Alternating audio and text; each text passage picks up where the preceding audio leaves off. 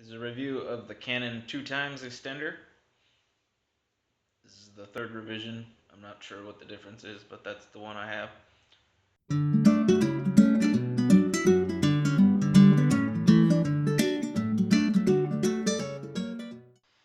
It extends your focal length by twice.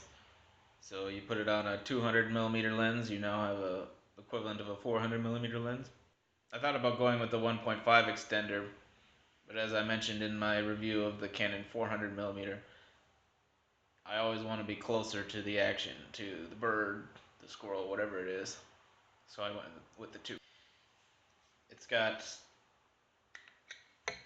two sides, unlike lenses. The one side looks like the back of a lens, and it connects to your camera. And the locking mechanism works the same as a lens, and it's got a little red dot, so you line it up just like a lens. And then the other end looks like the front of a camera, and you can then connect. I can do my favorite lens, the 400. And again, you line up the red dots, and it locks into place like a normal lens. And then it has a release mechanism, just as if you were connected to the camera. And it's roughly the same diameter as the 400, so you can almost forget that it's on there. And it doesn't add all that much weight, but it does make it a little ridiculously long. You should know that it reduces the aperture by 2 stops. So, whereas the 400 can normally be 5.6, it now can only be 11. Interesting thing though, it doesn't change your minimum focusing distance at all. So the minimum focusing distance for the 400mm is 3.5 meters, which is 10.5 feet. But you put the extender on there, and it's still 10.5 feet. You can focus closer than you otherwise could. Another important thing to note related to that, since the aperture is so high, or so small, the autofocusing doesn't work when you have the 400 and the extender on your camera.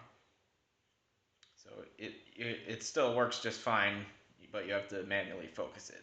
And it is easier to focus when you when you basically have a cropped version of the image. So everything is bigger. It's hardest to actually find stuff in your viewfinder more than focusing. It's also difficult to keep the camera steady enough at that focal length, even when you have it resting on something. I'm going to do a couple tests with different lenses and combinations. Doing these tests indoors is a little tricky because, as I mentioned, the minimum focusing distance for the 400 is 10.5 feet, so I gotta get a little ways away. First I'll try the 400 by itself, and then compare that to the 70 to 200 with the converter attached, with the extender attached. This is an olive wood carving from Israel.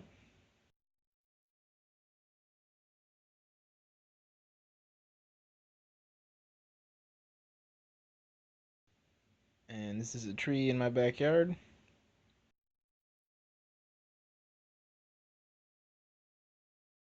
And again at f11. And then let's experiment with the ISO. This is a knife I got in Hawaii at 2000 ISO and at 6400 ISO. As you can see, there's not a huge difference. Next, I'll compare the 400 with the extender to the same shot without the extender but cropped to be the same view, if that makes sense.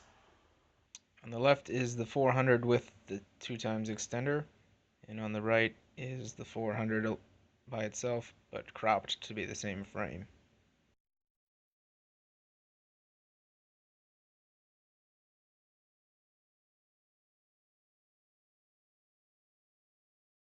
I have no doubt that an 800mm lens, prime lens, would be much sharper than the 400 with the converter, but the converter is cheaper, and probably the combination is lighter than the 800 lens would be as well.